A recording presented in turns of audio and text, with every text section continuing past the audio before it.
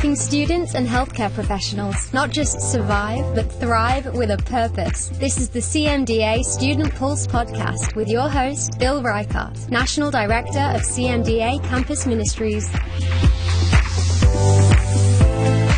Well, welcome to another episode of CMDA's Student Pulse Podcast. I'm Bill Reichart, National Director for our Campus and Community Ministries here at CMDA. And my guest today is Dr. Tim Morgenthaler. Tim, welcome. Thank you. Thanks so much for having me, Bill. Well, we're going to be talking about sleep, and we're going to dive right into it.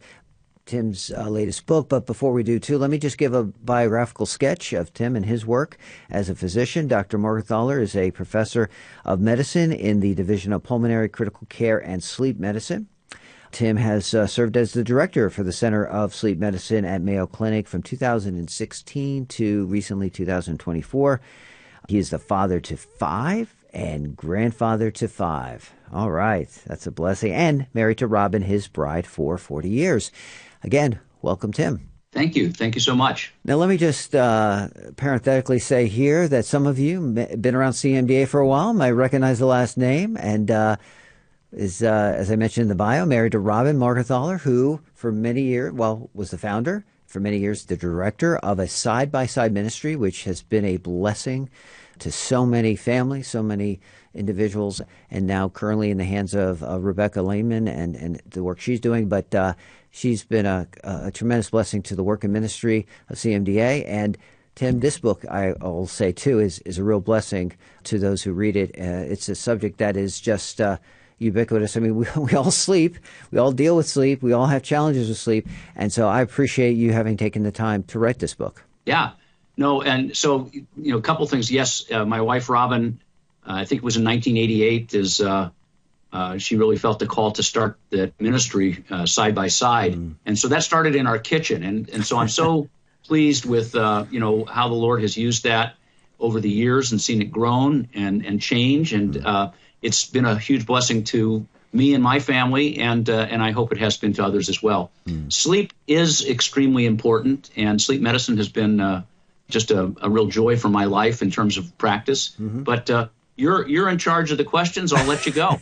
Well, you're kind of leading into the place I want to go, Tim, is your background in pulmonary and critical care, but you chose to kind of lean into the sleep medicine piece of it. Just tell us a little bit what drew you into that area of medicine, and why do you believe it's so vital too? So I'll do that maybe in reverse order. Okay. They often say that you can tell how important something is to someone by opening up their calendar and looking to see where they spend their time. And right. I think if we're real honest with ourselves, we're probably intended to spend about a third of our time asleep, and it's been that way since day 7 of creation. Because as soon as man landed on the earth, God had already set up the night and the day. And already the next events, in the first 3 chapters of Genesis, find God assisting Adam into a deep sleep. So sleep has been important since the creation of man, since the very beginning. Sleep isn't just about feeling refreshed. It's really quite essential because it supports nearly every system in our body. And, maybe we'll have a chance to talk about that. Now, how did I get interested in sleep medicine? Like so many things, you look back and you say, well, what a coincidence, if you believe in coincidences. But when I went to medical school, I went to Dartmouth Medical School. And as it turns out, when I attended medical school, I was at one of only 2 medical schools in the country that had any units on sleep medicine. And it just happened to be taught by a very great guy whose name was Peter Howry. He was a PhD. And right away, I found it fascinating that there's this field of medicine, if you will, that no one else was talking about, and yet occupies a third of your life and affects every single other body system. So it intrigued me. Now, I didn't pursue that fully when I was in medical school. I started off in surgery. I did a Navy scholarship, and that was another part of my life. But I eventually came back around to saying, I think I want to do more internal medicine, pulmonary, critical care, physiology, and maybe sleep. And wouldn't you know, as I'm literally getting on the airplane in Minneapolis to come interview at Mayo Clinic, the guy standing next to me is Peter Howry, which was, now it's been 5 years or more since I'd seen the gentleman. And in that intervening time, he had moved from Dartmouth to Mayo Clinic to help found the Mayo Clinic Center for Sleep Medicine. So right away, the circumstances were kind of laid that I could pick that up. Yeah, wow. the experience and the background that you've accumulated, you've been able to pour into this book, and that's what we're going to be talking around, is a book that you just recently published, you and another author, I believe. Tell us his or her name. I'm sorry, I didn't. So Banu Kola, yes. He's MD, trained in the UK, okay. And he's actually a psychiatrist has specialty boards in addiction medicine. Mm-hmm. And in our Center for Sleep Medicine here at Mayo Clinic, we have multiple specialties represented. The traditional pathways into sleep medicine have come out of psychiatry or neurology or pulmonary. Okay. And it's because of the rather complex physiology of sleep and the diseases of sleep that's been true. More recently, since about 2002 or so, it's been possible for people to enter into a sleep fellowship from internal medicine, family practice, ENT, anesthesia, a variety of other primary specialties. But it is a specialty training in and of itself. Yeah. But Banu is just a great colleague, very wise. Yes. It was just a lot of fun to write with him. This book, I don't think leaves anything out. And it captured my attention. I should say the book is Mayo Clinic Guide to Better Sleep. You start off by saying something that captured my attention was, we can be productive throughout the day, but really it's probably during our sleeping hours that we're the most productive. And you talk about how all these systems are being rejuvenated and repaired and all of this. And so sleep is such an important part. And yet we'll talk a little later of how we struggle with it. But just elaborate a little bit on how sleep impacts the body and mind. So first of all, sleep is when your body does all of its repair work from the day. During sleep, it's especially during slow wave sleep or deep sleep, as some people call it, that your body is almost like a construction crew. I mean, it's busy fixing tissues, it's building muscle, it's strengthening bones. Growth hormone, which we know is extremely important to muscle mass and growth and body repair, it's primarily reduced during slow wave sleep. By the same token, your immune system gets a lot of a boost while you sleep, producing various cytokines that help fight infection and reduce inflammation. There's a lot of very interesting studies done that if you skimp on sleep and your body doesn't have time that it needs to heal and defend itself, you're not going to react as well to a vaccine. You're going to be more susceptible to injury or illness. Professional sports teams are learning these things, and they're building whole centers at their training facilities to enhance sleep. And, more and more of them, and even going down to high school teams now that are very high functioning, are talking about the importance of getting adequate sleep so the body can heal and rebuild and you can physically perform well. Mm-hmm. But that's not all. There's your brain, and it's super busy while you're snoozing. I don't know if you've ever noticed how things feel quite a bit clearer after a good night's sleep. Yeah. But that's because, when you sleep, your brain is processing and organizing all the information that it's taken in during the day, kind of locking it down in long-term memory, doing some reorganization, especially during REM sleep. And this has kind of come to be more and more published about in the last, I'd say, 5 to 7 years, is the brain is also taking out the trash at night. It turns out that some of the byproducts of all that mental energy that's taking place during the day need to be cleared out at night. And so there's a system that has really only recently been described called the glymphatic system. Its whole job is to clear those wastes out of the brain, wastes like beta amyloid, that's, of course, linked to Alzheimer's disease. So that system is predominantly active during sleep, not so active during wakefulness. And then there's also, evidence that sleep really regulates your emotions. And anybody who's ever had children know that. What do you notice when they're starting to get really sleepy, right? They're crabby, but they're much better after a good night's sleep. So without enough sleep, you tend to be more stressed, irritable, snappy, those kind of things. And then I guess I'd also say, since you asked, metabolism and weight are hugely affected by sleep as well. Yeah. Sleep controls hormones like leptin and ghrelin, which manage our hunger. Ghrelin, of course, is the thing that says I'm hungry, and leptin is the thing that says I'm full.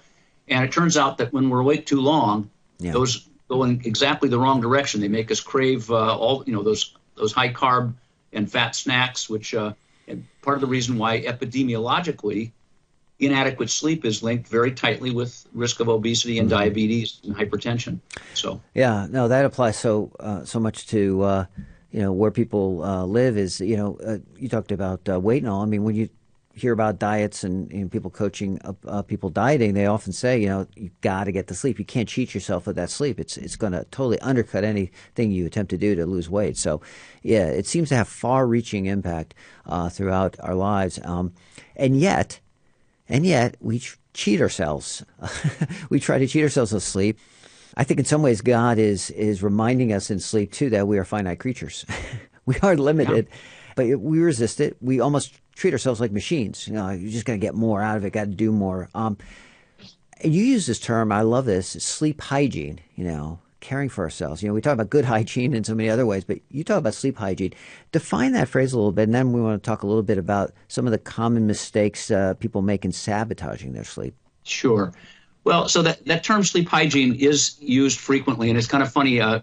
Dr. Kohler, Banu Kohler, and myself, we argued a little bit about which term to use in there. Mm-hmm. One of my other kind of heroes in sleep medicine, a guy named Dan Bicey, who was at UPMC, he really developed a lot of, I think, what we know currently about how to approach patients with insomnia. And he kind of doesn't like the term sleep hygiene because he feels it makes it feel a little bit like, you got to wash your hands or something. And he prefers healthy sleep habits. But whichever you prefer, what it's really talking about are, what are the circumstances that maximize the likelihood that you're going to get enough sleep? Mm. And so there's a whole list of different things that one can find. And I'm sure many of your listeners and all of us have heard some of these. I would just have to start with one of the most fundamental things, which is to actually acknowledge that we, for the most part, are not night creatures. I mean, the human body really is mostly designed to sleep at night and be awake during the day. Now, our internal clocks can be a little bit different. Some of us are more sort of evening or night owls, and some of us are a little bit more morning larks.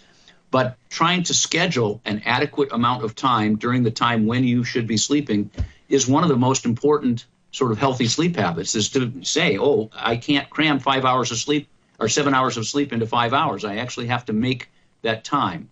And then we have to also acknowledge that we're not like the light. You switch it on in the morning, you switch it off at night. It takes most of us, certain circumstances to be able to get to sleep. So what might those be? Well, taking a stimulant close to bedtime is probably not going to be in your interest. So that would be caffeine, energy drinks, nicotine products. Taking substances that are going to fragment your sleep, like alcohol close to bedtime, not going to be your friend if you're trying to improve your sleep.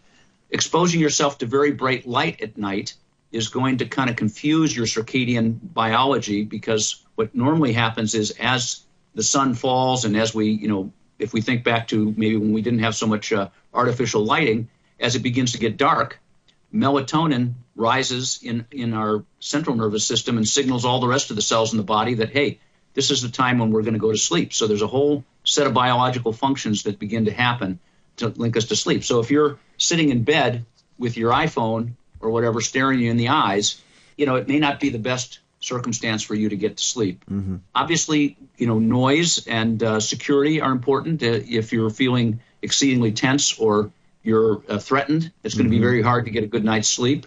And temperature turns out to be fairly important as well. Yeah. The human body tends to sleep better in a relatively cooler temperature than a really hot temperature. Mm-hmm. So those are just some things that could be dealt with. No, that's great. Let's drill down on one in particular, and I kind of want to tell on myself because this is the one that I struggle with, is especially in the advent of all the new technological advances, having smartphones with us all the time. How do we deal with the use of technology? And of course, you mentioned that it does affect sleep patterns. You might maybe do a little deeper dive on how it does, but then any advice on how we integrate and use technology in a way that doesn't undercut our sleep? And I guess I would first of all say, there are some people who are sort of, anti-technology zealots when it comes to sleep. And, okay. I went to engineering as an undergraduate. I love technology. I like using technology. But I think we do have to be smart about things. So let's talk about the underpinnings, from a medical point of view of where it can get you in trouble. And then we can maybe back away from that and say, well, what's reasonable? Okay. So the one that most people hear about is the light. And, we already kind of relayed to that. Literally, in the back of the retina, most people know there's cones and rods that are kind of helping us with peripheral vision, motion vision, and detailed vision. But there's also retinothalamic tracts that end in certain receptors in the back of the retina that are specifically designed to transmit light to the hypothalamus. And so that light becomes a very powerful, what's called in the German language, a Zeitgeber, a time giver. It's the thing that tells our internal clocks what is our relationship to the environment that we're living in. And so typically, if you watch a pattern, let's say, that doesn't have these bright lights, it's just a normal kind of day-night type of thing. As the sun goes down, as the light goes down, and if we were measuring maybe with a catheter in your vein or something, we could begin to detect a rise in melatonin inside your system. And that melatonin is coming from the pineal gland. It turns out every cell in your body has a circadian rhythm, but you kind of need something that tells all of them, well, what time is it? And that melatonin signal coming from the hypothalamus and pituitary gland, and pineal gland rather, are really, that's kind of the synchronizer signal, if you will. So that's the principle of how our body begins throughout the entire body begins to get the message that, oh, this is kind of when we go to sleep. So a couple things you could observe about that. One is, we really are designed to sleep at night, not during the day. So, many of us in healthcare end up doing shift work. We're up at night. Mm-hmm. And, you might think that we could, quote unquote, get used to it. But the reality is we don't, because that's not the biology involved here. The only way you can kind of get used to it is if you can create a circumstance where you really only get light at night and you really only have darkness during the day. Mm. So you've fooled yourself. You've traveled halfway across the globe environmentally. Right. But otherwise that doesn't work. And so, people who do shift work, we know they pay a price for it. They don't get as much sleep. Their sleep is more fragmented. It turns out that they really do have increased risks of cardiovascular risks, hypertension, stroke, heart attack, and even there's a big study that was done on nurses doing shift work in Boston, higher risk of cancer. And it's probably all these immune regulation things that get off. So the light plays a role. The other part of this has to do with, sort of our behaviors and so forth. But remind me again, what was the initial question that you asked me about this? Because I started getting into the light. No worries. It was the technology. Just how do we relate to our technology, our screen times and such as they are. Right. Yeah. So that's right. Thank you for that, Bill. Mm-hmm. Yeah. So the other thing to just realize is that for many people, most of the things in our life, the harder we try to accomplish them, the more likely we are to accomplish them. Sleep is actually the opposite of that. You can't, if you go in bed and you say, I'm going to fall asleep, I'm going to fall asleep, I'm going to fall asleep, you're less likely to fall asleep, actually. And so sleep has this relative special place where what we really need to do is kind of slow the brain down. And, we need to let inactivity overcome us, including, mental. Yeah. So if you're answering emails and doing work and contacting people and everything, even if it wasn't for the light, if you could do it with Braille, let's say, right up until the second you want to fall asleep, that's not going to be as productive for some people. And so some people really struggle with going to sleep. So bringing it back to your question, technology by itself is probably not evil. Right. But if you are someone who struggles with getting to sleep, then you probably want to pay a lot of attention to things like light exposure. If you are someone who it takes you a while to kind of settle down, you probably want to evaluate, does technology help me settle down, or is it getting in the way of me settling down? Yeah, you talk about kind of thinking through a winding down routine. Or yes. Like you said, you just can't turn it on and turn it off. You've got to build some routines and habits that help you start to ease into it, start to prepare yourself for it.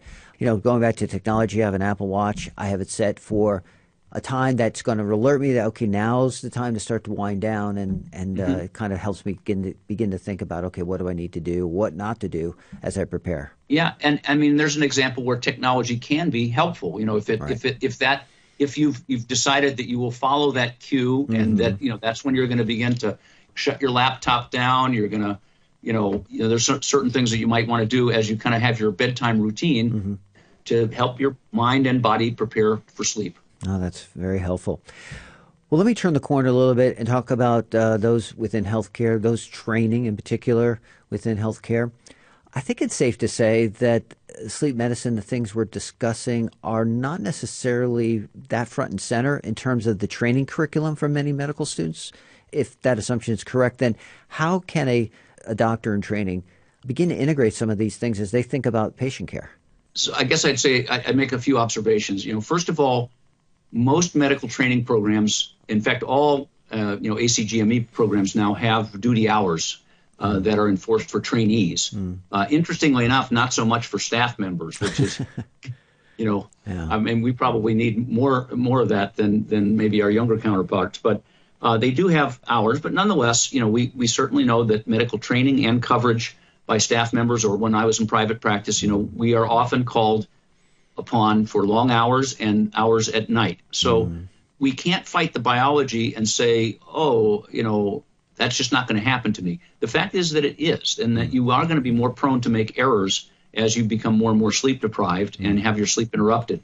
So one thing, and I think most current training programs will also have mandatory educational units on fatigue mitigation. And so, what are some of the things you can do? Well, if it's possible, planned naps can be helpful. If you can steal away a 20 or 30-minute nap, maybe during a down period, maybe with a colleague covering you at strategic times, that can help reduce some of the consequences of this sleep deprivation.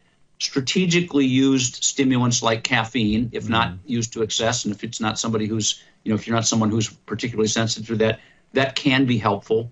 For people who routinely do shift work and are really struggling, there actually are FDA-approved medications for improving alertness during shift work. But, you're going to have to pay the piper eventually and get that sleep. So, and I would say on the other side of that, if you are, let's say you're in a cycle where you're mandated to be doing a night shift, and so that you're going to be challenged. One of the things that we end up talking to patients and colleagues about a lot is the importance of then protecting your daytime. If you just decided to call your best friend at 2 o'clock in the morning because you wanted to talk about the baseball game, I think they would not be very understanding. But somehow, if you're on the night shift and they want to talk to you at 1 o'clock in the afternoon, they think that's okay. But that's your night. So if you are doing that kind of night work, you really need to take care to, use darkening curtains, turn off the telephones in the room, tell your family members and neighbors to leave me alone. I need this amount of sleep, and do what you can to protect that sleep. One other thing that is just a risk in people who end up doing a lot of shift work or who end up taking a lot of night work just because of their job is we tend to be at increased risk for bad habits like eating the wrong food, so we tend to gain more weight. We tend to be susceptible to taking too much stimulants, and then when our sleep gets upset, there's increased problems with substance abuse, alcohol and other abuses, to try to kind of somehow regulate how you're not feeling well. And, the answer to the not feeling well is probably sleep rather than alcohol or things like that. So those can be a risk, just to point out to our colleagues here online. No, that's very helpful. Well, as I mentioned earlier, the book that you and your colleague have written really does capture just about every issue, everything from sleep apnea to, to medication. And so there's really very little, I don't think there's a topic that's not mentioned. So given the scope of this book and the material and information in it, could you distill it? I mean, if you could, distill it down to, like, as the listeners and those watching could take away one message from this book, what would it be? What would be the also maybe a very tangible, actionable next step one might take to achieve better sleep? So what would be the really important takeaways? The reason that Banu and I wrote that book was because over many years of practicing sleep medicine, we see people come here all the time who are suffering from not getting enough sleep or poor quality sleep, or maybe even unusual things that are happening as a consequence of sleep. And I think it's very important to realize that there are answers for so many of those. And one of the things that's been so professionally gratifying is to see how many people we can actually improve their quality of life and improve the relationships that they're in and all those things by, providing just good sleep medicine, to be honest with you. So I think, given that probably many of the people that are listening here are in the healthcare field or are physicians or are soon going to become physicians, NPs, PAs, don't undervalue sleep in the management of yourself or your patients. And don't think that nothing can be done, because usually something can be done, but you may have to find an expert in that area in some cases. Now, having said that, what can we all do?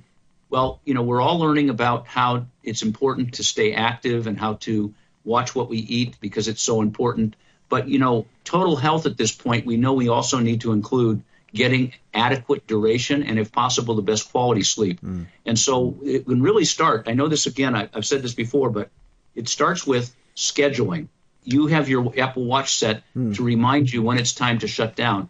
I'm guessing you turned that on because you noticed about yourself that if you didn't do that, you kept on kind of going and going and going, and then, oops, I don't have enough time, right? Yes. So really examine your schedule. Just like you examine your schedule, I'm guessing that many of your listeners are trying also to get adequate exercise. And I don't know, for me, the only way that happens is if I literally put it on my Outlook calendar.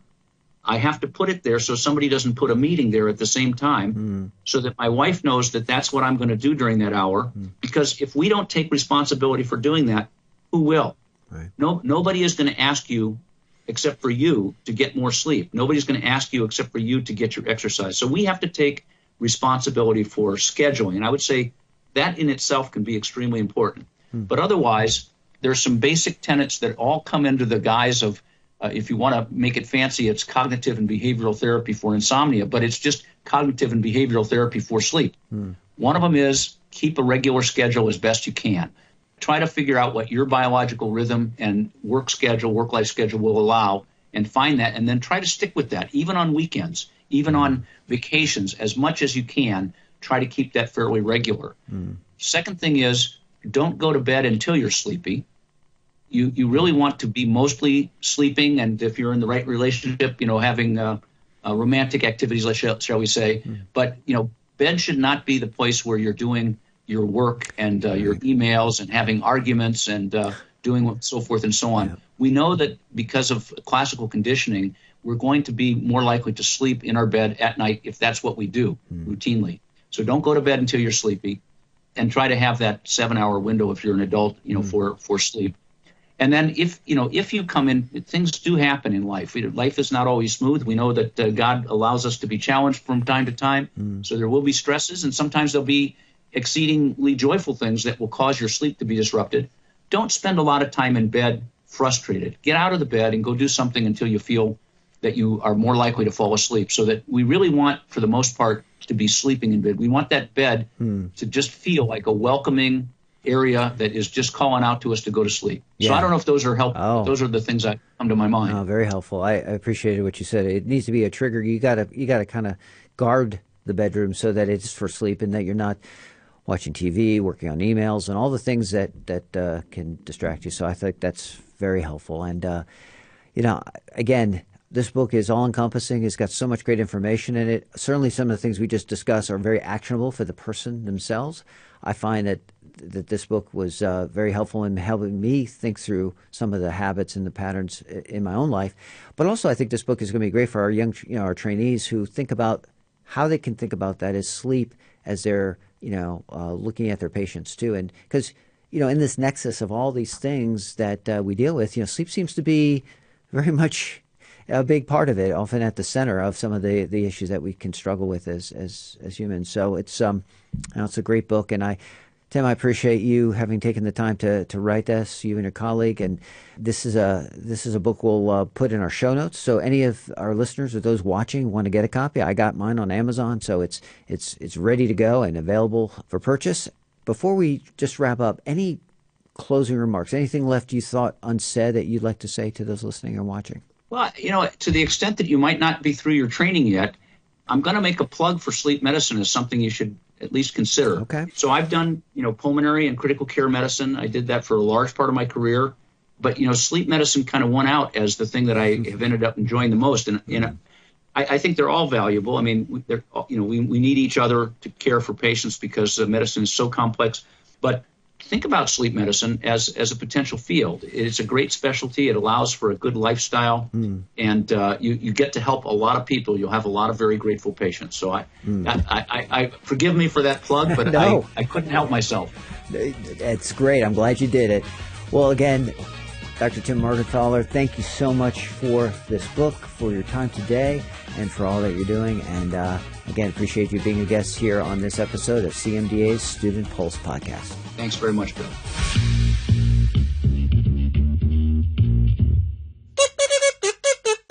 Well, it's this time of the podcast where we tell you some things you need to know. As always, you can find CMDA Student Life on all of our social media properties using the handle and username CMDA Student Life. And you'll find us on Instagram, YouTube, Facebook, X, and if you go to cmdastudentlife.org, you'll find a section in there for show notes, and so you'll be able to get all the important links that we discussed in this episode. Well, thank you again for joining us for this episode of CMDA Student Pulse Podcast. We'll talk to you next time. Thanks for watching. We'll see you next time. CMDA's Student Pulse Podcast is a production of the Christian Medical and Dental Associations. The opinions expressed by guests on this podcast are not necessarily endorsed by the organization. CMDA is non-partisan and does not endorse political parties or candidates for public office. The views expressed on Student Pulse Podcast reflect judgments regarding principles and values held by CMDA and its members.